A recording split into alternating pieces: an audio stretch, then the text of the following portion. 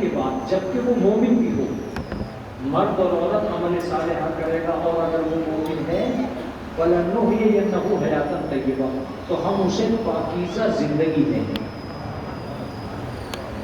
ایک آیت اور سنا دوں تاکہ اس آیت پہ وزن بن جائے۔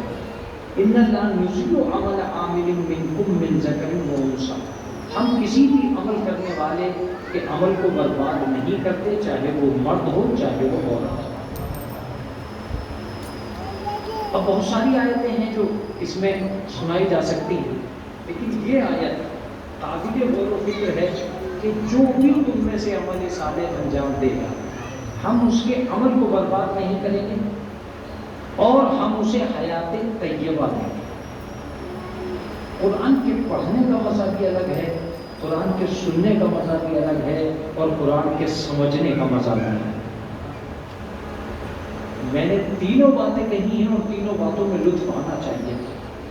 قرآن کا پڑھنا بھی ثواب ہے، قرآن کا سننا بھی ثواب ہے، اور قرآن کا سمجھنا بھی ثواب ہے۔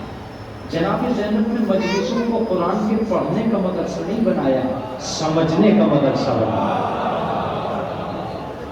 ورنہ تو ترجمہ ہی نہ ہوتا، ترجمہ بھی نہ ہوتا۔ ترجمہ کرنے کا مطلب یہ ہے کہ ذاکر ترجمہ کرتا ہے، آیت پڑھتا ہے، شان نزول بتاتا ہے، تاکہ دنیا تک قرآن مجید کو سمجھایا جا سکے۔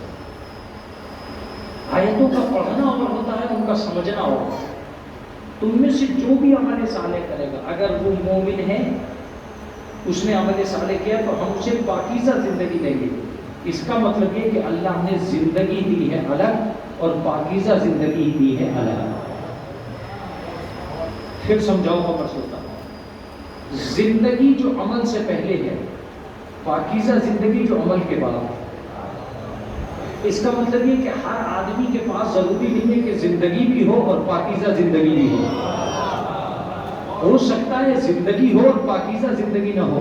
پاکیزہ زندگی اسی کے پاس ہوگی جو عمل صالح کرے گا۔ اب فیصلہ کیجیے گا، اب فیصلہ کیجیے گا کہ بھئی ہم جو یہ مجلسوں سے شور مچا رہے ہیں، مولوی خطبوں سے شور مچا رہے ہیں، قرآن مجید میں لفظوں سے شور مچ رہا ہے، رسول اللہ برسوں سے شور مچا رہے ہیں کہ بھئی تم عمل صالح کرو، نیکیاں کرو، اچھائیاں کرو، اس لیے کرو، یہ کرو، وہ کرو، تو ہماری سمجھ میں کبھی آتا ہی نہیں تھا کہ یار تو دونوں ہی برابر ٹہل لیں، اس کے بھی مکان ہے، اس کے بھی مکان ہے، اس کے بھی ہاتھ پیر سلامت ہے، اس کے بھی ہاتھ پیر سلامت ہے، اس کی بھی اولاد ٹہل رہی ہے، اس کی بھی اولاد ٹہل رہی ہے، اس کے پاس بھی دولت ہے، اس کے پاس بھی دولت، ہمیں تو دونوں ہی ایک سے نظر آ رہے ہیں۔ اس کو کوئی نماز نے فائدہ نہیں دیا، اس کو کوئی روزے نے فائدہ نہیں دیا، اس کو کوئی حج نے فائدہ نہیں دیا، تو دونوں ایک جیسے ہی نظر آ رہے ہیں۔ میں کبھی کبھی کہتا ہوں کہ بیوٹی پارلر کی بٹی ہوئی خوبصورتی اور ہے اور مصلی کی عطا کردہ نورانیت اور ہے۔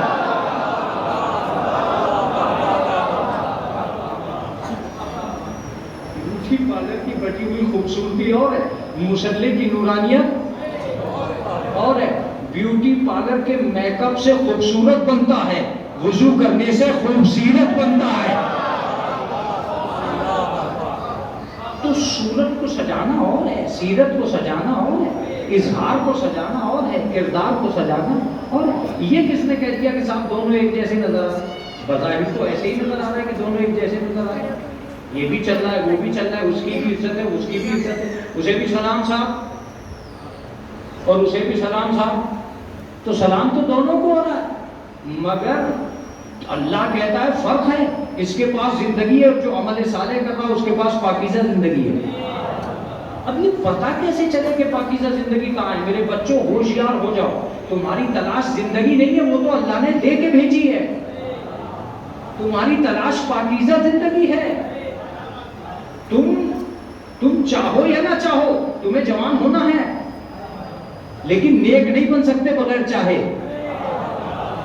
عمل صالح کے بغیر تمہیں زندگی پاکیزہ زندگی نہیں مل سکتی۔ مولانا زیادہ ڈیٹیل مت بیان کرو، سیدھے سیدھے بیان کرو، تو میں بیان کر رہا ہوں۔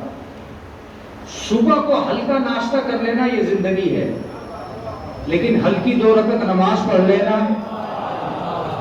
توجہ دیتے رہیے گا، یہ پاکیزہ زندگی ہے، یہ پاکیزہ زندگی ہے۔ اب میرا لفظ کمزور نہ پڑ جائے، لفظ کمزور نہ پڑ جائے۔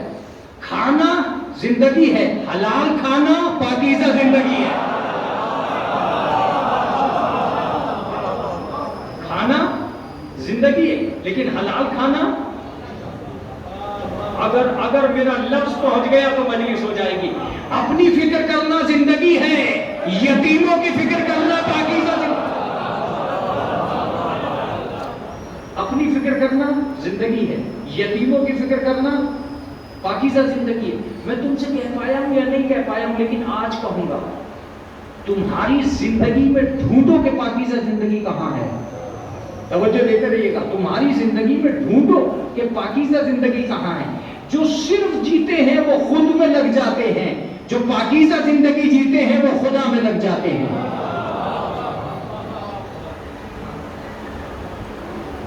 یہ ایک لفظ مجھے یاد آ، فقیروں کا تخت اقتدار مسلح تھا. فقیر کبھی مسلح سے اٹھ کے بادشاہ کے دربار میں نہیں گیا، ہمیشہ بادشاہ اٹھ کے فقیر کے دربار میں آیا.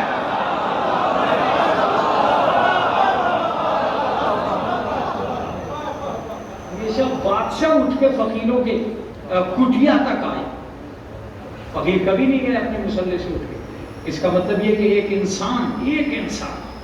ایک انسان جب پاکیزہ زندگی جیتا ہے اور پروردگار عالم کی نعمتوں کا سامن برستا ہے، تب اسے چلتا ہے کہ احساس کیا ہے. میں یہ دعوے سے کہہ سکتا ہوں کہ ایک انسان کو زندہ رہنے کے لیے پیدا نہیں کیا گیا، ایک انسان کو پیدا ہی کیا گیا ہے مرنے کے لیے. میرے اوپر بڑا دباؤ ہے جوانوں کا. جتنے جوان مجھ سے ملنے کے لیے جاتے ہیں وہ کم سے کم میری خطابت کے کان بھرتے رہتے ہیں، یہ کرو وہ کرو وہ کرو. مگر میری خطابت جانتی ہے کہ یار 30-32 سال کے اندر تمہیں کیا کرنا ہے یہ تم خود بھی فیصلہ کر سکے یا نہیں. ایک صلوات پڑھتے محمد و آل محمد.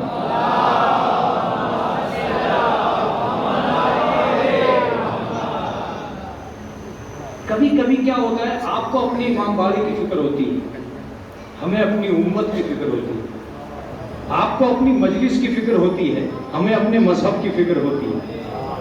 توجہ دیجیے گا، بہت توجہ دیجیے گا. یہ آخری جملہ بہت میرے نوجوانوں کے لیے ہے. کبھی کبھی تمہیں صرف اس وقت کی فکر ہوتی ہے اور ہمیں ہر وقت کی فکر ہوتی ہے. ہم جانتے ہیں کہ امام حسین علیہ السلام کا کمال ہی ہے جو تمہیں لے کے آیا ہے. یہ دور تو وہ ہے کہ سڑکوں پہ کوئی کسی کی 2 منٹ سننے کو تیار نہیں ہے. یہ تو احسان مانو حسین کا کہ اس نے ہمیں پڑھنے والا بنا دیا، تمہیں سننے والا.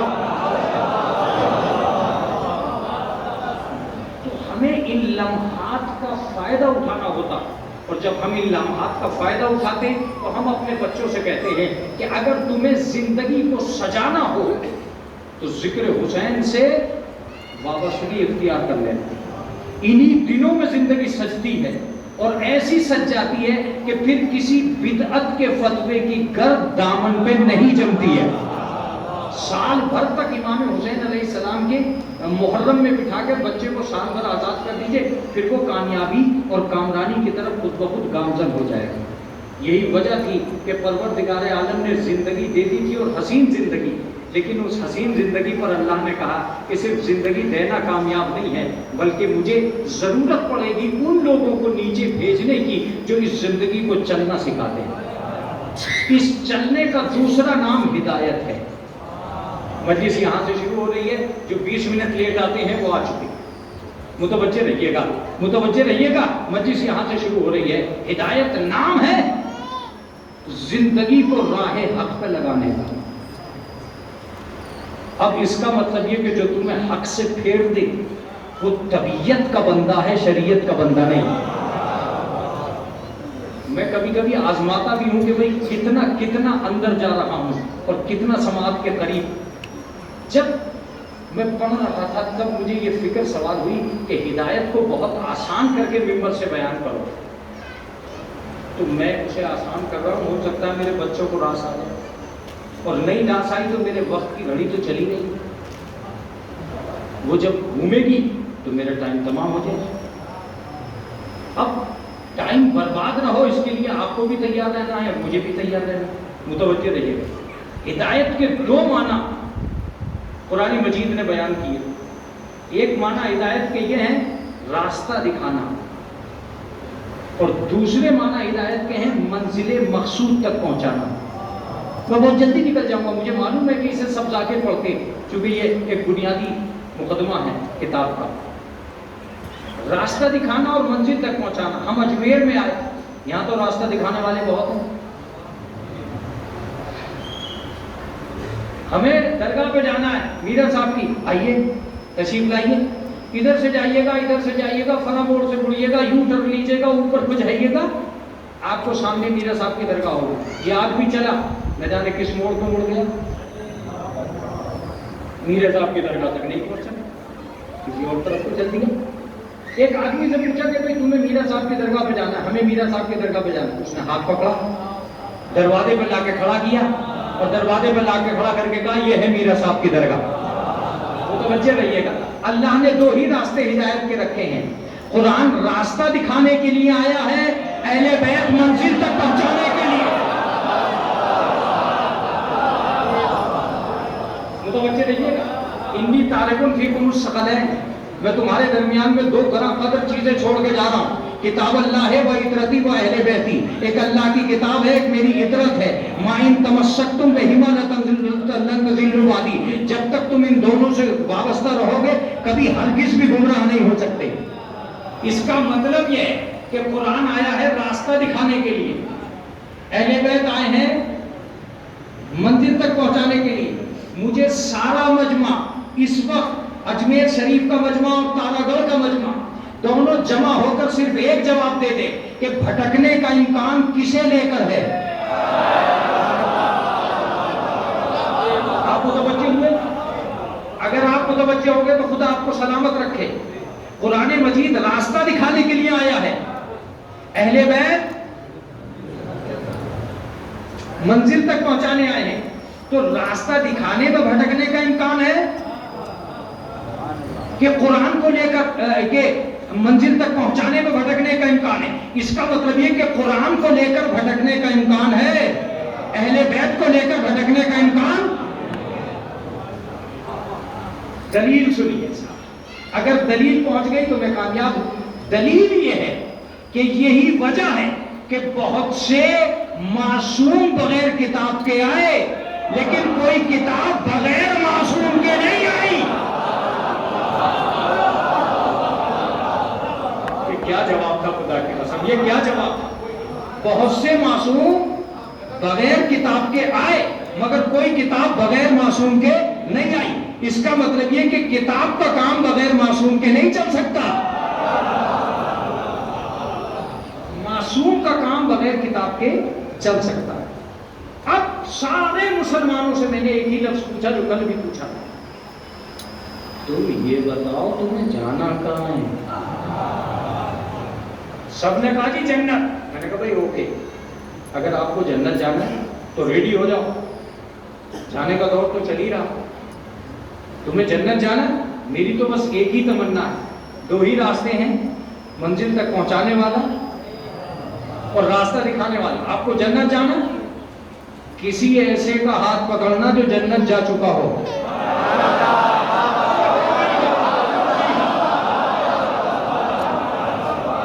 تم نے بولنا شروع کر دیا، تمہارا شکریہ۔ کسی ایسے کو ہاتھ پکڑنا جو جنت جا چکا ہو، جو خود ہی نہیں جنت گیا ہو وہ تمہیں کیا لے کے جائے گا؟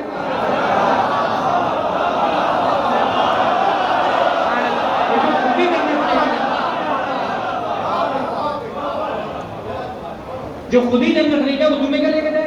اس کا مطلب کسی ہے جو خود ہی کبھی درگاہ نہ آیا ہو وہ تمہیں کیا درگاہ لے کے جائے گا؟ کسی ایسے کو پکڑنا جو جنت کی گلی گلی سے واقف ہو، جنت کے چپے چپے سے واقف ہو، جنت کے راستے راستے سے واقف ہو۔ ارے کہا مولانا ایسا کون ملے گا؟ میں نے کہا بھائی اگر کوئی ایسا نہیں مل رہا ہے جو جنت جا چکا ہو تو ایسوں کو لے لو جو آئے ہی جنت سے ہو۔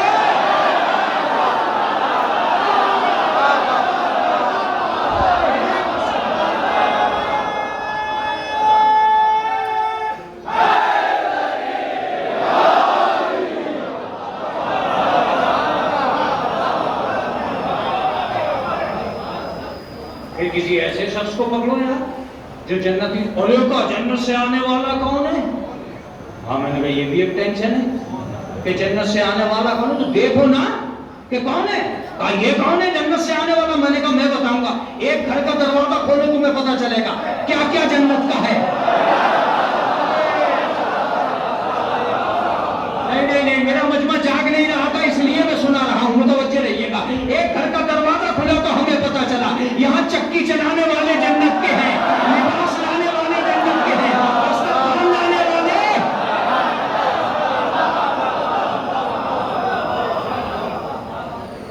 یہاں سارے لوگ جنت کی، چکی چلا رہے ہیں جنت والے، جھولا جھلا رہے ہیں جنت والے، دسترخوان لگا رہے ہیں جنت والے، لباس لے کے آ رہے ہیں۔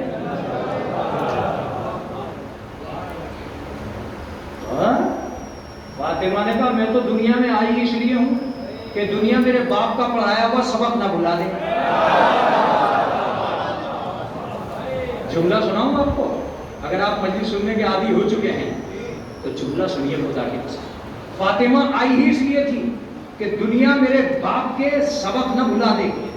اگر میرے باپ میں یہ حوصلہ ہے کہ غلام کو کعبے کی چھت پہ کھڑا کرے گا،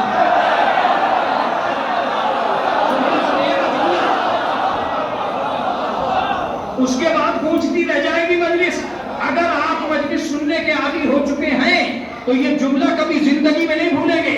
وہ میرا باپ تھا جس نے کالے بلال کو کعبے کی چھت پہ کھڑا کر دیا، اور یہ میں ہوں جس نے فضہ کو قرآن کی آیت میں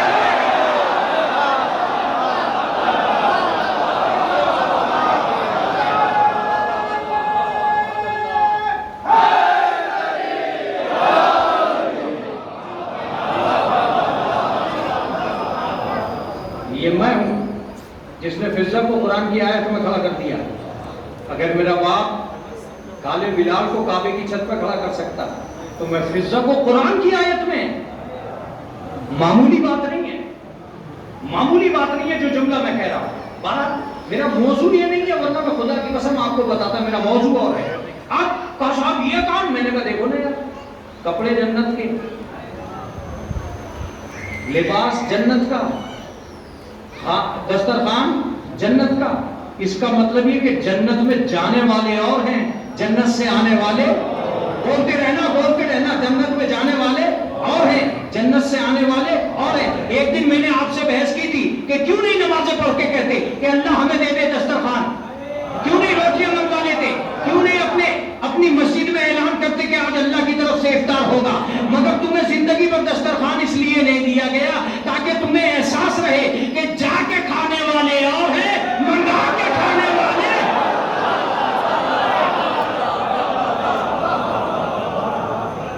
جا کے کھانے والے اور ہیں، منگا کے کھانے والے اور ہیں۔ خدا کی قسم اس نے کہا کہ یہ رسول اللہ دنیا سے چلے گئے، دنیا کہنے لگی کہ بھائی جنت ہے بھی کہ نہیں ہے،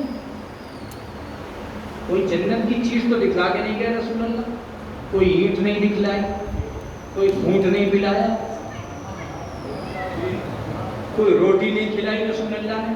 فاطمہ نے کہا اچھا تم میرے باپ کی جنت بلانا چاہتے ہو، میں جنت کی چیزوں کو زمین پر منگا کے دکھلاؤں گی کہ ہے۔ اب ایک لفظ سنیے، اگر جناب فاطمہ نہ ہوتی تو ثبوت جنت ہی زمین پہ نہ آتے۔ ارے قمر سلطان پڑھو یار، فکر کی موقع ملے گا۔ تم بھی کیا انتظار کرو گے کہ ایک دن جناب فاطمہ کے لیے مجلس پڑھوں گا؟ جب جناب فاطمہ کے لیے موقع آئے جب پڑھنا، آج تو موقع آ گیا تم۔ اگر فاطمہ درمیان میں نہ آتی تو انسانیت کا احساس کمتری ہی ختم نہ ہوتا۔ ذرا یاد رکھیے گا جو لوگ مجلس سننا جانتے ہیں تیار ہو کر بیٹھے، میں مجلس کا جملہ کہہ کر نیچے چلا جاؤں گا۔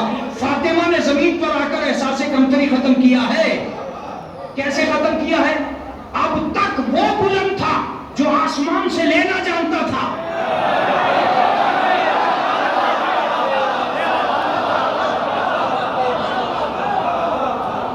فاطمہ نے دینا سکھا دیا، نہیں سمجھ میں آیا، مائدہ نازل ہوا، فرشتے لائے، جناب مریم کے لیے غیب سے رزق آیا، فرشتے لائے، جناب آدم کے لیے آیا، موسیٰ کے لیے آیا، عیسیٰ کے لیے آیا، یحییٰ کے لیے آیا، اب تک جتنے لوگ آئے تھے سب کے لیے آیا۔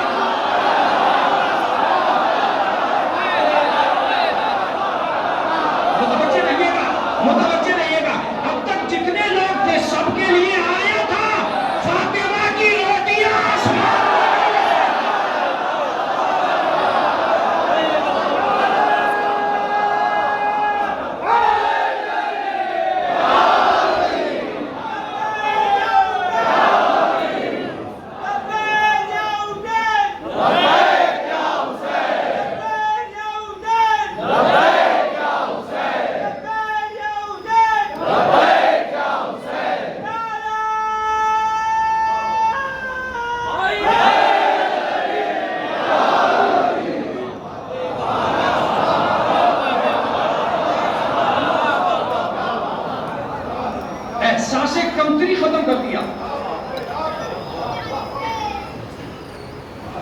اگر اہل بیت نہ آتے تو کوئی چیز آسمان سے نیچے نہ آتی. دوسرا جملہ تو بہت خطرناک. اگر اہل بیت نہ آتے تو کوئی چیز آسمان سے نیچے نہ آتی اور کوئی چیز نیچے سے اوپر نہ جاتی. تھا مرکز بلندی بدل دیا فاطمہ نے زمین پر آ کر. اگر مرکز بلندی کہیں اور ہوتا تو آیتیں وہاں جاتی فاطمہ کے گھر نہ آتی. فرشتے وہاں جاتے فاطمہ کے گھر نہیں آتے. جب فاطمہ زمین پہ آ گئی مرکز بلندی بدل گیا. اب ساری چیزیں اوپر کی نیچے آ رہی ہیں. دو نام سنیے اور جتنا مجلس میں جو جوش مچا سکتے ہو, جتنی حیثیت سے سن سکتے ہو سنیے گا. اگر محمد نہ آتے تو قرآن نیچے نہ آتا, اور اگر فاطمہ نہ آتی تو دعا اوپر نہ جاتی.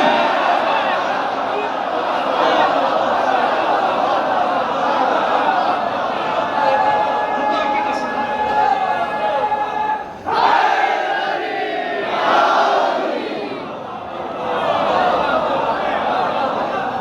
چلو تم تاریخی مجلس سننے جا رہے ہو, اس لیے میں محترم کہ میں کہوں گا تھوڑا تھوڑا آگے آئیے, تھوڑا تھوڑا آگے آئیے.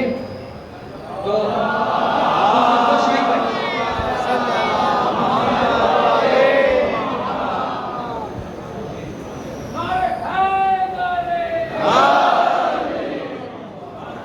تم کیا آگے پیچھے کے چکر میں تو نہیں رہے؟ بالکل تیار ہو گیا. وقت گنوائے بغیر سن لیجیے گا, وقت گنوائے بغیر. فاطمہ سے پہلے انسانیت کی نگاہیں اوپر کی طرف لگی ہوئی تھی. محترم سنیے گا, فاطمہ سے پہلے انسانیت کی نگاہیں اوپر کی طرف لگی ہوئی تھی. کیوں؟ یہ قاب قوسین کیا ہے, یہ عرش کیا ہے, یہ معراج کیا ہے, یہ ادنا کیا ہے, یہ چرخ چہارم کیا ہے, یہ بلندی کیا ہے. نیچے کا ہر انسان پوچھ رہا تھا اوپر کیا ہے.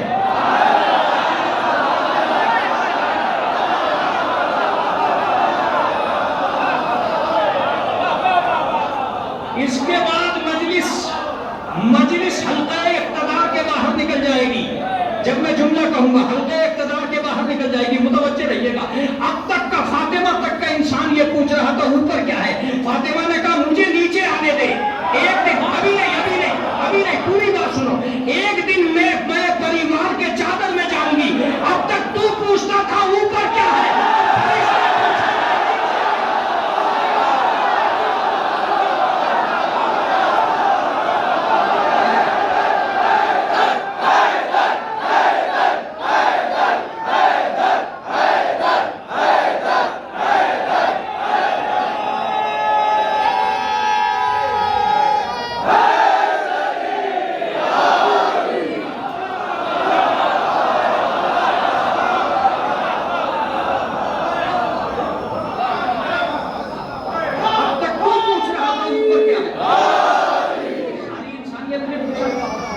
ساری آدمیت کے یہی سوال ہے. فاطمہ نے وہ احساس کمتری ختم کیا. اب تک تو پوچھ رہا تھا اوپر کیا ہے. اب فرشتے پوچھیں گے یا رب و من تحت الکساء, اے پروردگار چادر کے نیچے کون ہے.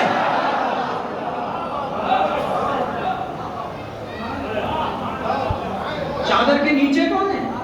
بی بی اب تک تو ساری دنیا یہ پوچھ رہی کہ اوپر کیا ہے. میں نے فرشتے کو پکڑا, ہم پوچھتے تھے اوپر کیا ہے, آج تم کیوں پوچھ رہا ہے نیچے کیا ہے. آج سے پہلے تو میں نے بھی یہ منظر نہیں دیکھا جو میں دیکھ رہا ہوں. میں نے کہا تم نے کیا دیکھ لیا. کہا سن, اب تک میں بھی یہی جانتا تھا کہ نور اوپر سے نیچے جاتا ہے, آج دیکھ رہا ہوں نیچے سے اوپر آ رہا ہے. جیسا یہ سننا تھا ویسا جواب دیا یا نہیں آیا کوئی بات نہیں ہے, میں بھی بدتر پڑ جاؤں تو میں بھی تو تھک جاتا ہوں. آواز تو میری بھی کم ہونے لگتی ہے, کوئی خالی تمہاری تھوڑی ہوتی. متوجہ رہیے گا. نیچے سے اوپر جا رہا ہے. میں نے کہا بھائی دنیا یہ اعتراض کر رہی ہے تمہارے اوپر کہ تم کیا جانتے نہیں کہ پیغمبر کون ہے, علی کون ہے. یہی تو خطابت ہے, اسی کو تو لوگوں نے نقطے لٹائے. کہا اس سے اونچی کہو. میں نے کہا بھائی اس سے اونچی وہ کیا ہوتا ہے, اسی کو پوچھو جبریل سے. کہ تو نے یہ کیوں کہا کہ چادر کے نیچے کون ہے؟ کہا یار میں تو بہت دن سے چکر میں تھا. میں نے کہا کب سے؟ کہا ایک دن اللہ نے ہم سے پوچھا تھا بتاؤ یہ 5 کون ہیں؟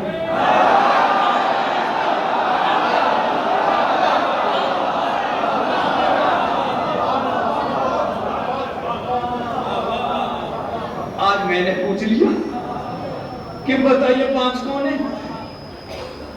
میں نے کہا تو تجھے کیا جواب دیا؟ کہتے وہ ہم نے تو یہ کہہ دیا تھا کہ پروردگار ہم تو جانتے مانتے نہ، ہم تو اتنے جانے جتنا تو نے بتا دیا، لیکن آج میں تجھ سے پوچھ رہا ہوں بتائیے 5 کون ہیں؟ تو میں نے کہا کیا بتایا پروردگار نے؟ کہا ہم فاطمہ تو ابوہا و بالوہا و بنوہا، فاطمہ ہیں، ان کے شوہر ہیں، ان کے باپ ہیں، ان کے بچے ہیں، اس کے علاوہ کوئی ہے ہی نہیں.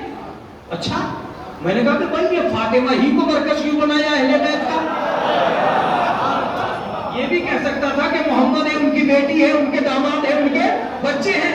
کہا کہ نہیں، اہل بیت کی پہچان محمد سے نہیں ہے، فاطمہ سے.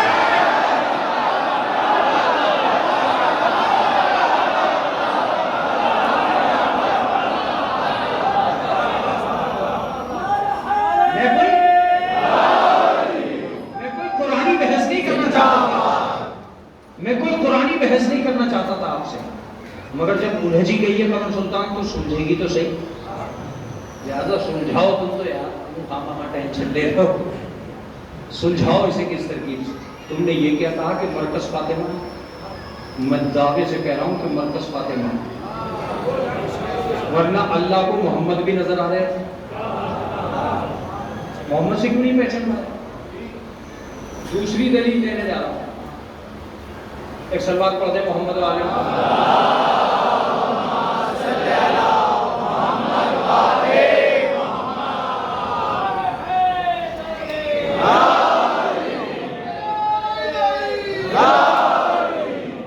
دوسری دلیل دینے جا رہا ہوں. دوسری ایک اور سلوات پڑھ دے محمد.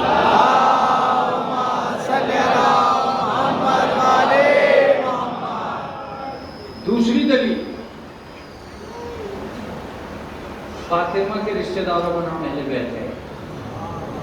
دوسری دلیل جب آیت تطہیر نازل ہوئی تو 6 مہینے تک متواتر، یہ ساری کتابوں میں ہے، اس میں کوئی ڈھکی چھپی ہے ہی نہیں، ساری کتابوں میں ہے. متواتر رسول اللہ جناب فاطمہ کے گھر پہ جاتے تھے نماز صبح سے پہلے، اور جا کے کہتے تھے السلام علیکم یا اہل بیت النبوہ.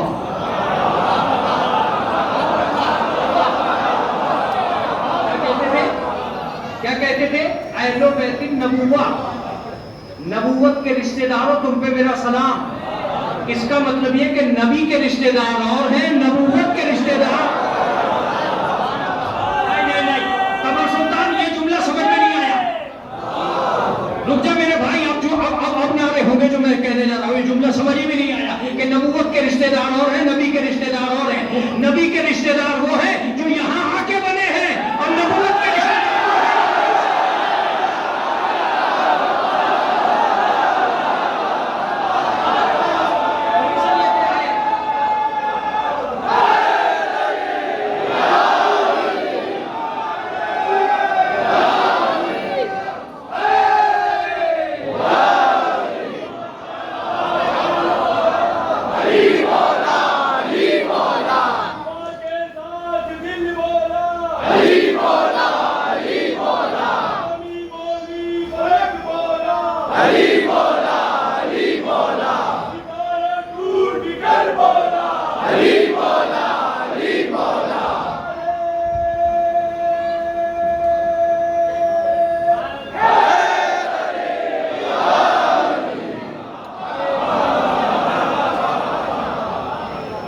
نبی کے 2 رشتہ دار، کچھ رشتہ دار وہیں سے ساتھ لے کے آئے.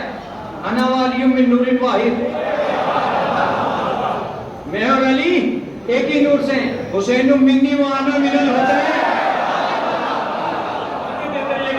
الفاطمہ تو بزۃ منی، الفاطمہ تو بزۃ منی. اس کا مطلب یہ ہے کہ یہ جو جتنے بھی لوگ ہیں منی والے، میں نے کہا یہ کیسے پتا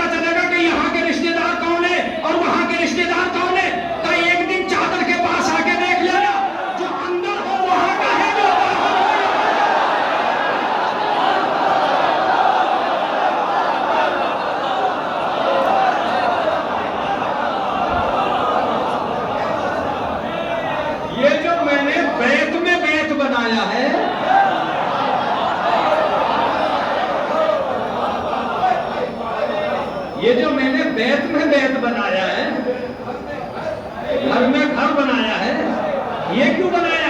اسی لیے تو بنایا تھا. اور دونوں رشتہ دار تھے. فاطمہ نے کہا میں آ جاؤں، میں نے کہا اندر.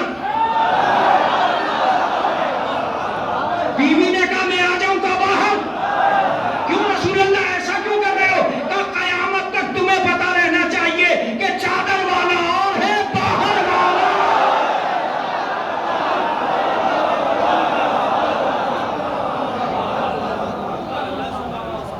چادر والا اور ہے، باہر والا اور. یہ تمہیں قیامت تک پتا رہنا چاہیے. اسی لیے تو میں نے یہ دیواریں لگائی، دیواروں میں دیواریں بنائیں تاکہ تمہیں پتا چل جائے. دو رشتہ دار یہاں کے 6 مہینے تک، معمولی بات نہیں ہے.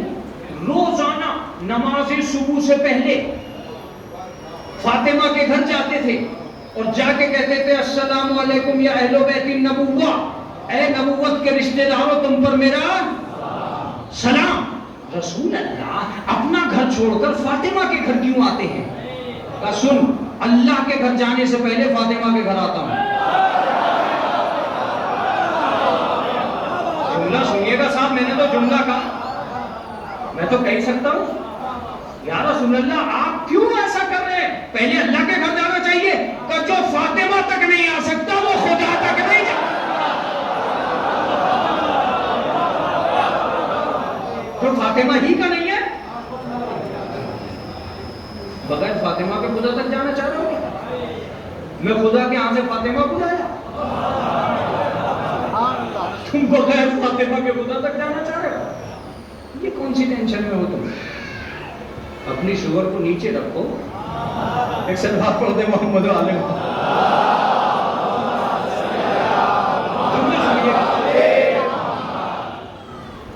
تو وہاں والے رشتے دار، میں نے کہا چلو. رسول جب آسمان سے آیا جتنی چیزیں لایا قیامت تک لاجواب ہیں. جب تم نہیں چلتے ہو تو میری شوگر گھٹنے لگتی. سنیے گا، جتنی چیزیں لایا سب لاجواب ہیں. وہ آنکھیں لایا قیامت تک لاجواب، وہ سینہ لایا قیامت تک لاجواب، وہ قرآن لایا قیامت تک لاجواب. تم نہیں بولو گے جب تک میں نہیں بلواؤں گا. سنیے گا، وہ اسلام لایا قیامت تک لاجواب، وہ شریعت لایا قیامت تک لاجواب، وہ بیٹی لایا قیامت تک لاجواب، وہ داماد لایا قیامت تک لاجواب، وہ نواسے لایا.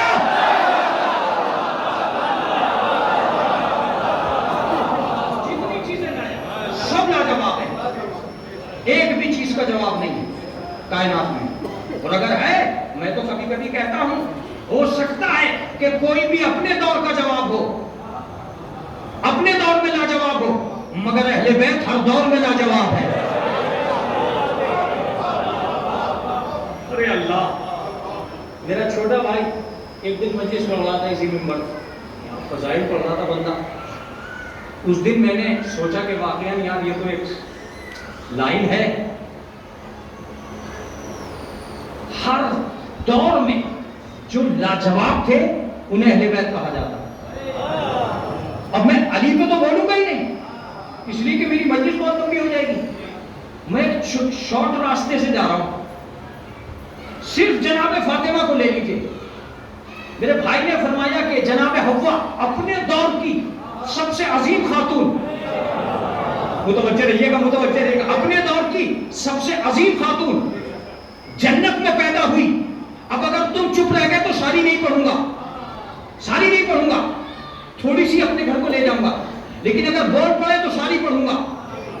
میں نے مانا کہ جناب حوا عظیم خاتون ہے اپنے دور کی اور جنت میں پیدا ہوئی، مگر قسم خدا کی پیدا جنت میں ہوئی، خاتون جنت نہیں بنی.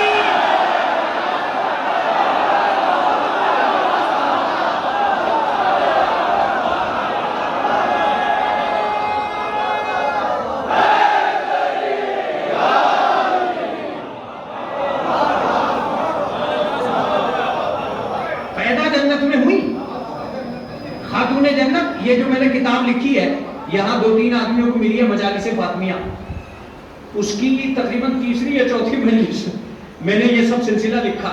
لیکن تھوڑا سا سنیے تو آپ کو لطف آ جائے. جناب حوا کے 2 بیٹے، دونوں میں جھگڑا مشہور ہو گیا. فاطمہ کے 2 بیٹے، دونوں کی امامت مشہور ہو گئی.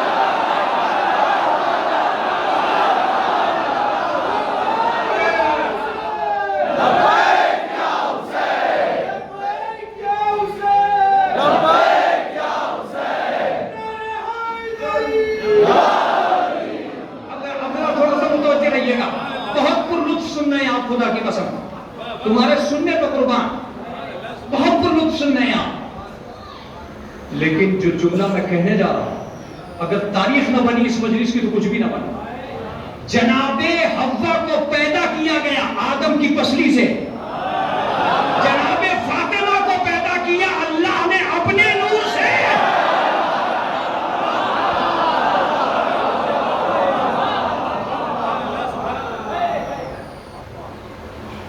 جناب آدم حوا کو لے کے زمین پہ آئے اور جناب پیغمبر فاطمہ کو لینے عرش پہ گئے. ایک کچھ ساری تو یاد بھی نہیں آ رہی ہے، میں نے اس لیے میں نے لکھی ہے، پڑھی نہیں ہے. لکھی والی بھی مجھے بھی اپنی بھی یاد نہیں آ رہی، لیکن نہیں آ رہی ہے تو نہیں آ رہی ہے، بلکہ 2-4 باتیں تو یاد آ رہی ہیں، متوجہ رہیے گا. جناب آدم اور حوا مادر بشریت اور ابو البشر ہیں. ابو البشر آدم، مادر بشریت جناب حوا. نسل چلی تو نام آدم کا آیا.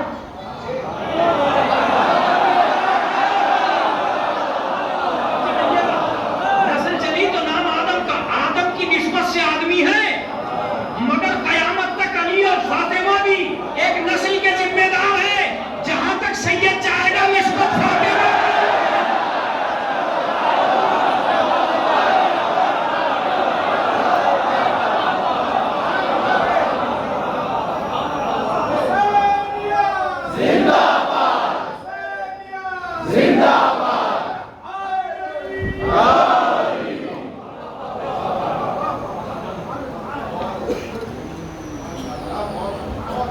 جناب حوا آئی، میں جلدی سے کہوں گا تم جلدی سے سن لیں، چونکہ بہت زیادہ گہرائی میں جانا بھی نہیں چاہیے، ٹینشن بڑھنے لگتی ہے. جناب حوا آئی مگر لباس کو زمین پہ نہ لا سکی.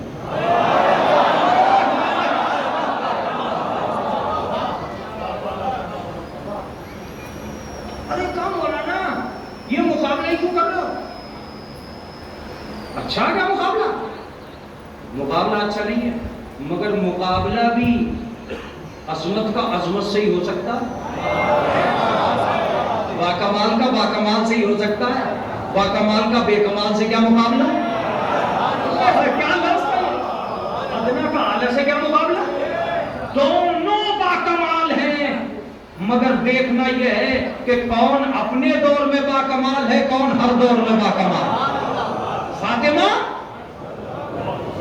سنو جی، جب مجلس ذرا زور زور سے چیخ چیخ کر پڑھتا ہوں نا تو کچھ بہت ساری چیزیں دکھنے لگتی ہیں. تم تو سب مل کے داد دے رہے ہو، میں تو اکیلا ہی چیخ رہا ہوں. ایک سال وقت پڑھے محمد والے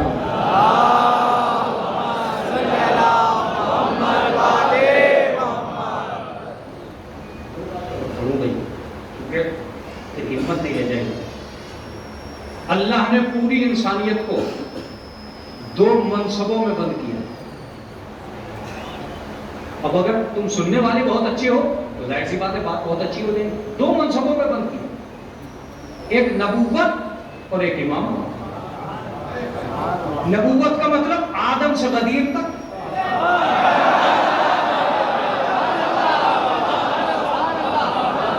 اور امامت کا مطلب غدیر سے قیامت تک. ان 2 منصبوں کے باہر نہیں ہے انسانیت، انہی 2 منصبوں میں بند ہے. ایک کو نبی بنایا اللہ نے، ایک منصب کو، اور ایک کو امام. اس کا جملہ سن لیجئے، اس کا مطلب یہ کہ اسلام کی ابتدا کا نام نبوت ہے، انتہا کا نام امامت ہے. بھئی یہی تو ہے. اگر یہی ہے تو ان کو جناب فاطمہ کی فضیلت سننے ہیں آپ ماشاءاللہ. 1-2 جملہ سنیے تبرک کا. 2 منصب تھے، ایک نبوت اور ایک امامت. اللہ نے سوچا کہ ان دونوں کو گلے کیسے ملاؤں.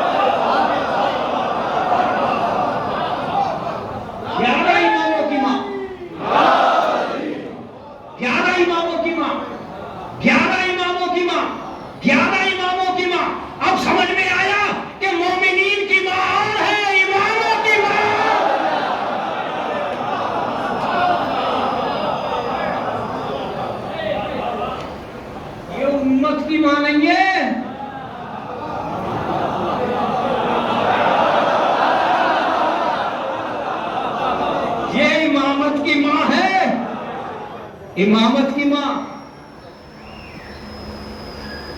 ساری دنیا کو جو سنبھالے وہ امام ہے، اور 11 اماموں کا حجت ہے جناب فاطمہ۔ قمر سلطان صاحب وہ حجت والی بحث اگر تم لے کے بیٹھ گئے نا تو بڑی مشکل ہو جائے گی تمہارے لیے بھی اور ان کے لیے۔ تم کوئی ایسا روپ تلاش کرو جو ذرا ڈھنگ سے سکھا سکو کہ جناب فاطمہ کو کیسے پہچانے۔ ہم اور آپ کیا پہچانائیں گے صاحب، ہم اور آپ کیا پہچانیں؟ میں آپ کو ایک معیار بتاتا ہوں پہچان اور بات کو تمام کر۔ حدیث قصہ ہو رہی تھی، اس کا شروعات کہاں سے ہوتی ہے کہ سب سے پہلے کون آیا؟ شیعہ بچہ چپ نہیں رہ سکتا، جناب امام حسن سب سے پہلے وہی آیا۔ چادر میں کون تھا؟ رسول۔ تو جب چادر میں رسول آ گئے تھے تو آیت کیوں نہیں آئی؟ بھائی آیت تو رسول اللہ پہ ہی آتی ہے، رسول آ چکے چادر میں، آیت کیوں نہیں آ رہی؟ اس کا مطلب یہ کہ آیت کو انتظار کسی اور کا ہے۔ اب اس سے زیادہ آسان نہیں ہے۔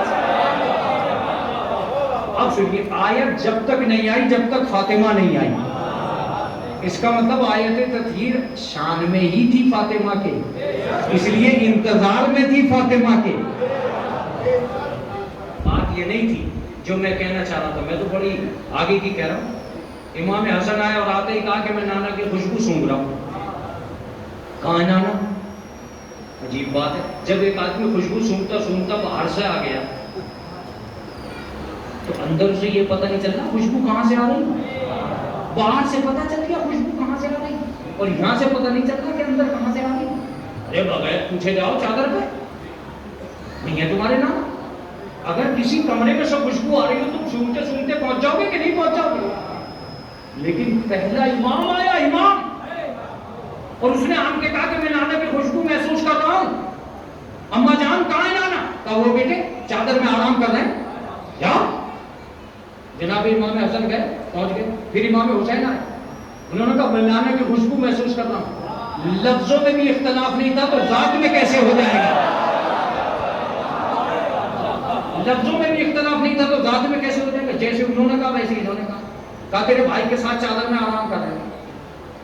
پھر وہ آئے جن پر زمانہ ناس کرتا، علی مرتضیٰ، کہا میں ابن ام کی خوشبو محسوس کرتا ہوں۔ میں نے کہا علی مرتضیٰ ہم تو حدیث کی صحیح پڑھنا چھوڑ دیں، بھائی کوئی ٹینشن نہ مت کرو، نبوت تیرے گھر میں آئے گی میرا جان، اور اگر پڑھتا جائے گا تو برکت تیرے گھر میں آئے گی۔ میں نے کہا حضور ہم نے تو یہ سنا تھا کہ آپ تو چادر کے ادھر کا بھی جانتے ہیں، آپ تو دیوار کے ادھر کا بھی جانتے ہیں۔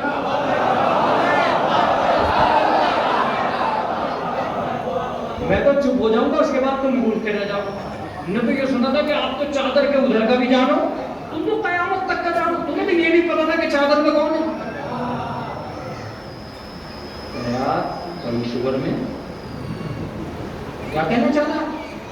میں نے کہا میں یہ کہنا چاہ رہا ہوں کہ میں حدیث کے ساتھ کس بلبوتے کو پڑھوں گا جب چادر کے نیچے کا بھی پتا نہ؟ تو غلط سوچ رہا۔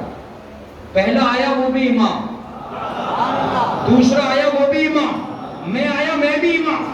ہم تجھے سبق دے رہے تھے، ایسا نہیں تھا کہ ہمیں پتا نہیں تھا کہ رسول اللہ کہاں ہے، ہمیں پتا تھا کہ رسول اللہ کہاں ہے، مگر ہم تمہیں زمانے کو سبق دینا چاہتے تھے کہ جب ہم امام ہو کر بغیر فاطمہ کے رسول تک نہیں گئے۔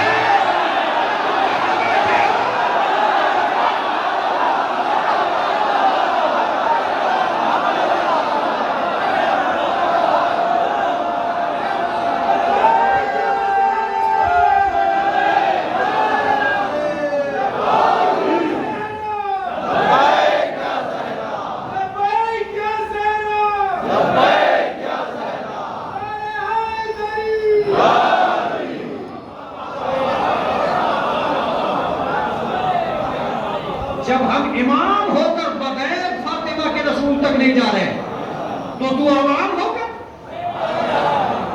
یہی وجہ ہے کہ جو بغیر فاطمہ کے رسول تک جانا چاہ رہے ہیں آج تک نہیں جا پائے، آج تک نہیں جا پائے۔ میں تو جملہ کہہ کے نکل جاؤں گا، تمہارے اندر گونج رہ جائے گی، جو فاطمہ تک نہیں پہنچا وہ مسلمان تو بنا، سلمان نہیں بنا۔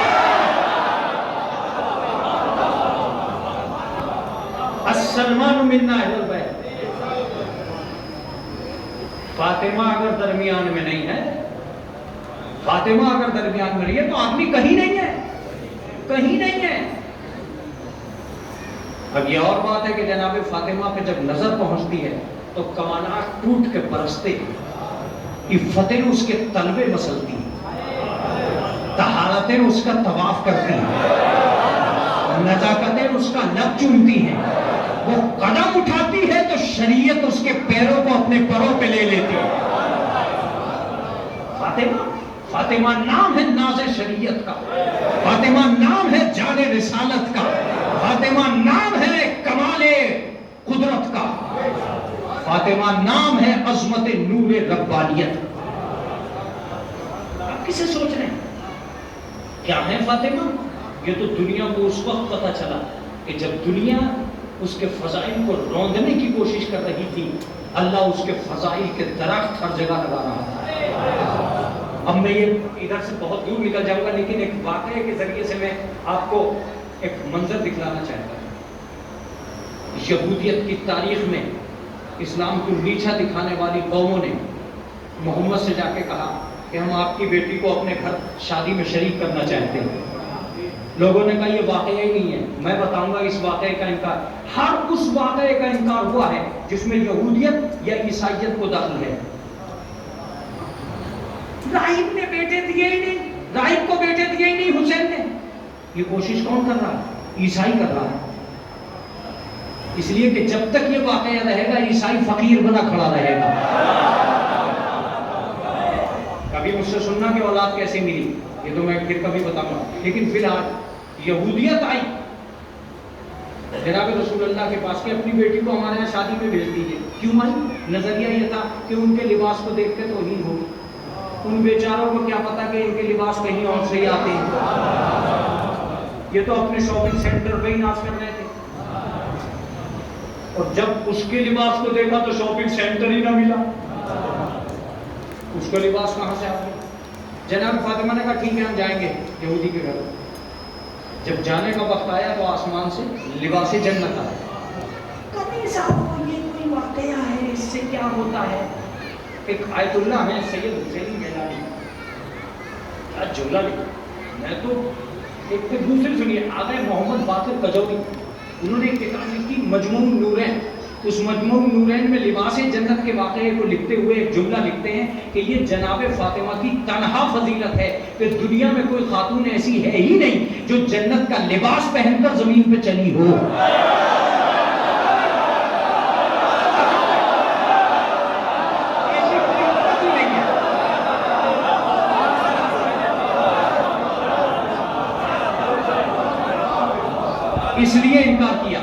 اس لیے انکار کیا جناب فاطمہ کے لباس جنت کا.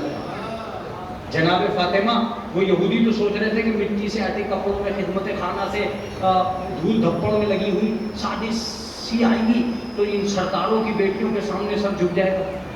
لیکن جیسے ہی جناب فاطمہ نے دروازے میں قدم رکھا، یہودی عورتوں کی آنکھیں تو پھٹی رہی. انہوں نے نہ ایسی خوشبو دیکھی تھی نہ ایسا لباس. انہوں نے کہا یہ کون سے بازار سے آیا ہے؟ کہا بازار والے لباس اور ہیں، کردار والے لباس اور ہیں. کون سا ڈھونڈتے بیٹا؟ جاؤ ڈھونڈو شاپنگ سینٹر میں. پزا منگوا کے سوچ رہے ہو ملکہ بن گئے. دسترخوان منگا کے سوچو فاطمہ کیسے بنتی ہے. تمہیں تو یہی بنا دے گا. دولت لٹائی اور ایک دوسرے پہ فخر حاصل کرنے لگے. جیسے ہی اندر قدم رکھا 500 عورتیں بے ہوش. دونوں ختم. The end. اوکے نو مور. ایک سال بعد پہلے محمد والے کو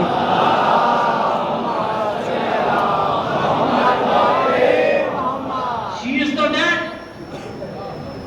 اب کچھ نہیں بچا. جناب فاطمہ سیدھی حجرے میں. تم اگر جاگتے رہے تو مجلس ہو جائے گی، اور اگر بریانی اپنا کام کر گئی تو مسئلہ خراب ہو جائے. متوجہ رہیے کہ مجھ میں اب ہمت نہیں بچی ہے، لیکن میں پھر بھی چل رہا ہوں. 45 منٹ کے خطیب کو تم 1 گھنٹے سے زیادہ پڑھوا دو. ٹھیک ہے اگر تم نے یہی دھیان رکھی ہے. متوجہ رہیے گا. جیسے ہی قدم رکھا 500 عورتیں بے ہوش. تمہاری ہوشیاری کی داد ہوگی آج، ورنہ داد بات تو ہوگی نہیں۔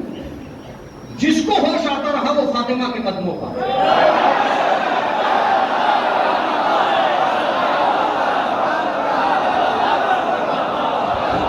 بہت چوکس سامعین ہے یہ، بڑے چالاک سامعین ہے، اور ان کی چالاکی کا امتحان آ گیا۔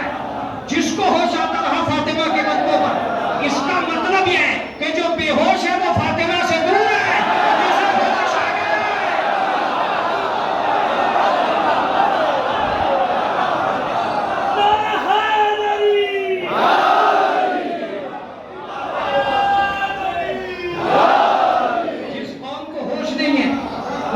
سے دور ہے، اور جسے ہوش آ گیا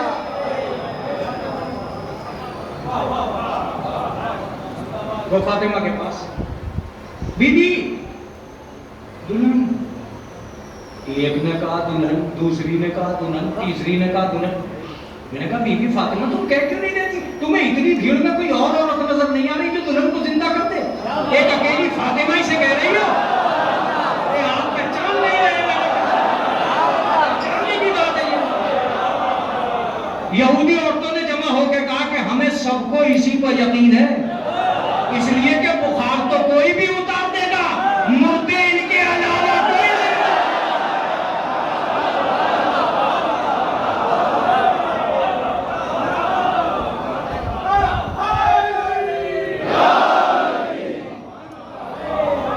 مردے ان کے علاوہ کون زندہ کرے گا؟ اوہ، میں نے کہا اس کا مطلب یہودیت کو آل محمد کی بیٹیوں کو اتنا یقین تھا، آل محمد پہ یہودیت کو اتنا بڑا یقین تھا کہ یہ گھرانہ وہ ہے جو مردے زندہ کر سکتا ہے۔ جناب فاطمہ نے کہا ٹھیک ہے، okay, not problem, you are ready? بولے صحیح؟ تو بولے لاؤ مسلم۔ میں نے کہا یہ کیا ہو گیا؟ یہودی کے گھر میں اور مسلح، یہودی کے گھر میں اور مسلح۔ میں نے کہا بی بی یہ تو یہودی کا مکان ہے، تو آج سے اور قیامت تک یہ لکھ لے جس کے گھر میں مسلح نہ ہو وہ یہودی ہے۔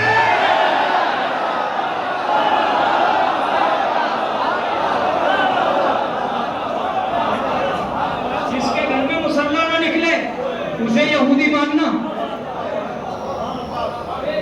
میں تو کہتا ہوں کہ کبھی کبھی تو اسلام کھڑا ہوا سوچ رہا ہوتا ہے کہ تمہاری نیتیں کیسی ہیں۔ تم تو خود اپنی اولادوں کو بے نمازی سمجھو، ورنہ ڈبل بیڈ دیتے ڈبل مسلح کیوں نہ دیتے؟ ابے یہ کہتی ماں بیڈ تو مسلح ہے، اس کا مطلب ان دونوں میں سے ایک کو بے نمازی مان رہے ہو کیا؟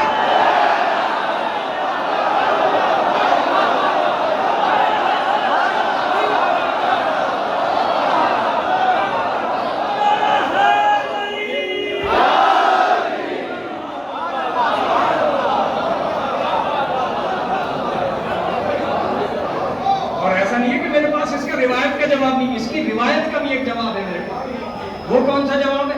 جب جناب فاطمہ کی شادی ہوئی تو اگلے دن رسول اللہ حضرت علی کے گھر گئے اور علی سے جا کے پوچھا یا علی تم نے میری بیٹی کو کیسا پایا؟ کوئی باپ ایسا ہو تو جو اتنا ناز رکھتا ہو اپنی بیٹی میں، بہت باریک مسئلہ ہے۔ اپنے داماد سے جا کے پوچھا میری بیٹی کو کیسا پایا؟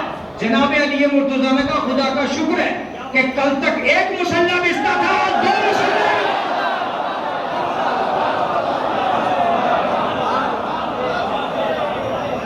کل تک ایک مسلح بستہ تھا آج دو مسلح بچھے۔ عبادت میں شریک قرار پایا، میں نے عبادت میں صحیح قرار پایا۔ فاطمہ خدا کی قسم تم نے بہت عمدہ مجلس سنی اور ایک گھنٹے سے اوپر چل رہا ہوں میں، سانس تو میری بھول نہیں ہے۔ ایک سلوات پڑھا محمد عالم۔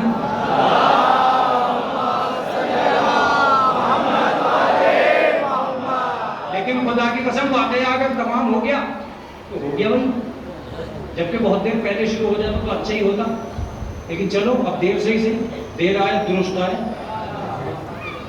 جیسے ہی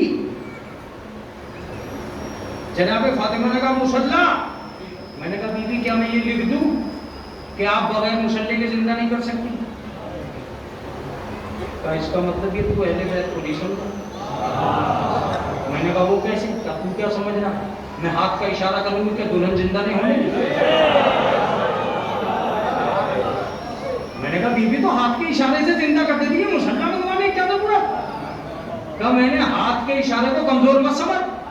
اگر میں ہاتھ کے اشارہ کرتی تو اس سمت میں جتنے مردے آتے سب زندہ ہو جاتے.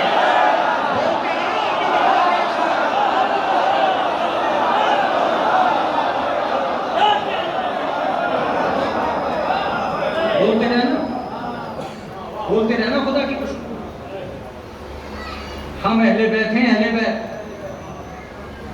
یہاں میں جملہ کہوں گا اور جملہ کہہ کے چپ ہو جاؤں گا اور تم گونجتے رہ جاؤ. ہم اہل بیت ہیں، اہل بیت. ہم نے مسلح منگایا تاکہ دنیا پہ ثابت ہو جائے کہ ہم اہل بیت خود کو منوانے نہیں آئے، خدا کو منوانے آئے.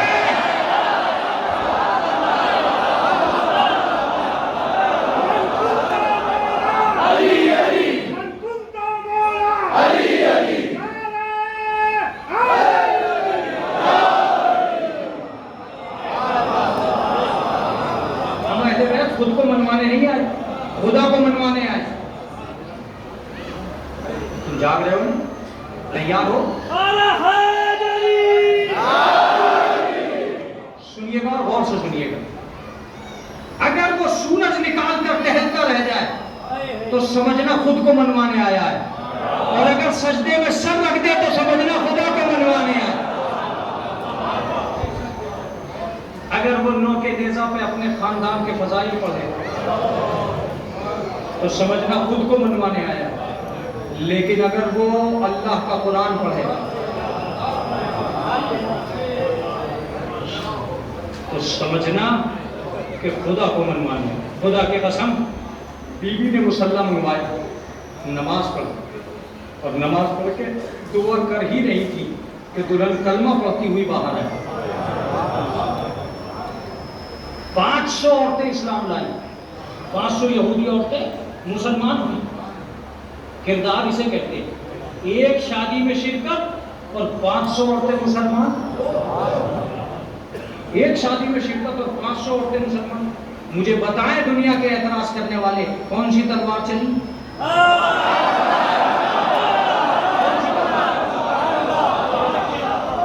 کون سی تلوار چلی؟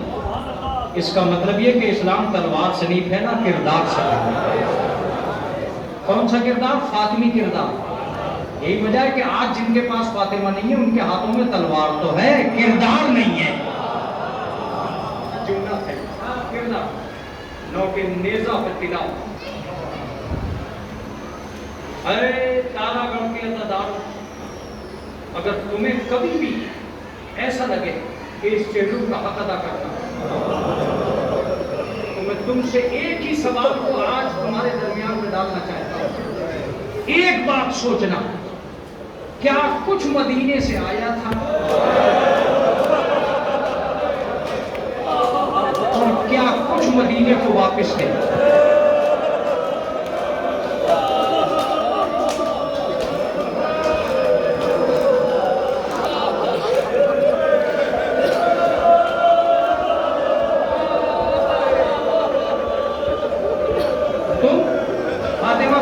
دینے آئے، فاطمہ کے نام میں آنسو بہانے آئے، بیوی زہرا کو ان کے بیٹے کا پرسہ دے رہے ہو. اگر پرسہ دے ہی رہے ہو تو مجھ سے مصائب سنو اس پرسے کے. خدا کی قسم اہل بیت ترس کے رہ گئے پرسے کے لیے. اگر تم مجلس سن رہے ہو، میری آواز تم تک پہنچ رہی ہے تو تمہیں گھروں تک رونے کے لیے یہ جملہ کافی ہے. ایک دن جناب سید جب مدینے میں آ گیا یہ قافلہ تو جناب سید سجاد سے جناب زینب نے کہا میرے لال تو مطمئن تو ہے؟ کہا پھوپھی اماں ہمیں اب تک لوگ پرسہ دینے نہیں آئے مگر اتنے نہیں آئے جتنا ہم پہ غم. اب تم روتے رہ جاؤ گے خدا کی قسم. جناب زینب نے کہا بیٹا اگر لوگ ہمیں پرسہ دینے نہیں آئے تو میرے ساتھ چل. جناب سید سجاد کا ہاتھ پکڑا اور جناب سید سجاد کا ہاتھ پکڑ کے مدینے کے ایک گھر میں لے گئی اور مدینے کے گھر میں جا کے کہا اے لوگوں ہمیں پرسہ دو ہمارا گھر اجڑ گیا.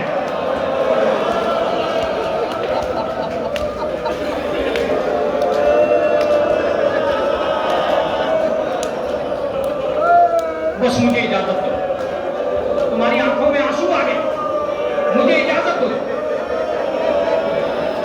جناب زینب کا پرسہ ہے یہ. جناب امام زمانہ کے سامنے جب تم پہنچو تو جناب امام زمانہ کو یہ شکایت نہیں ہونی چاہیے کہ تم نے ہمارے جد پہ آنسو نہیں بہائے. سنے پرسہ کسے کہتے ہیں؟ جناب زینب نے سید سجاد سے ایک جملہ کہا میرے لال یہ بتاؤ کہ ہم اہل بیت میں تم سن بھی سکو گے کہ نہیں, مجھے معلوم ہے میری آواز تم تک پہنچتی ہے کہ نہیں. میرے لال یہ بتاؤ کہ ہم میں سب سے زیادہ غم کس کے گھر میں ہے؟ جناب سید سجاد نے کہا جناب ام البنین کے گھر میں. کہا کیوں بیٹا؟ کہا ان کے 4 بیٹے تھے, چاروں مارے گئے. 4 پوتے تھے ان میں ایک بچا, 4 نواسے تھے, چاروں مارے گئے. اب جو جملہ ہے وہ پتہ نہیں تم سمجھ پاؤ گے کہ نہیں. جناب سید سجاد کہتے ہیں کہ ام البنین کے گھر میں سوائے بیواؤں کے اور یتیموں کے کچھ نہیں ہے.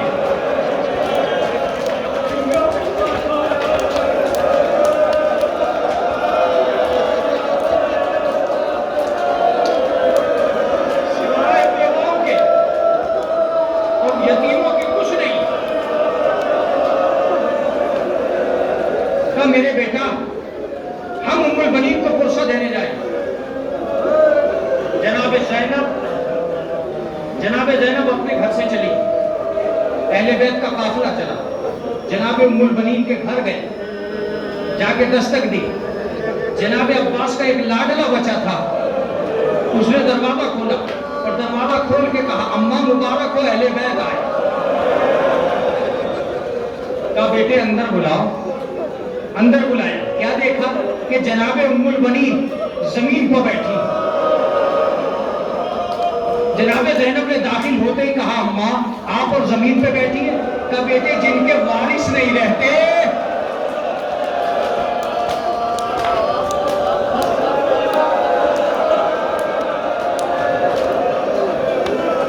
بیٹے ہمارا کوئی والی و وارث نہیں رہا.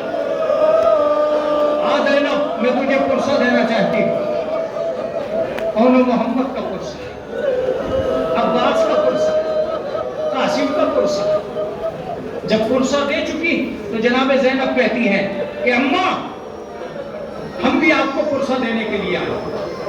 جب دونوں طرف سے پرسہ ہو چکا تو جناب ام البنین نے اپنے پوتے کی طرف دیکھ کے کہا میرے لال کوئی بھی کسی کے گھر جاتا ہے تو رسم ہے کہ اسے پانی پلایا جائے.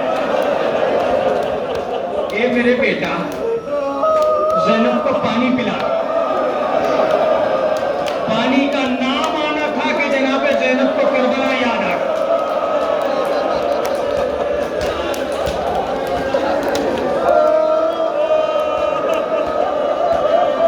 پانی کا نام آنا تھا کہ جناب زینب کو کربلا یاد آ گیا.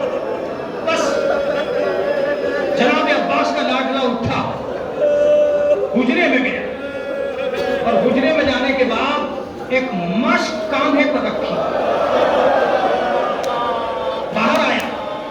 جیسے ہی آنگن میں آیا جناب زینب نے دیکھا عباس کا سکا باہر جا رہا. روایت بتاتی ہے کہ بچہ باہر گیا, باہر کنویں سے پانی بھرا, کنویں سے پانی بھرا, کنویں سے پانی بھر کے مشق کو کاندھے پر رکھا. جب کاندھے پر نہ سنبھل سکی تو سر پہ رکھا اور سر پہ رکھ کے ایک مرتبہ گھر میں داخل ہوا. جناب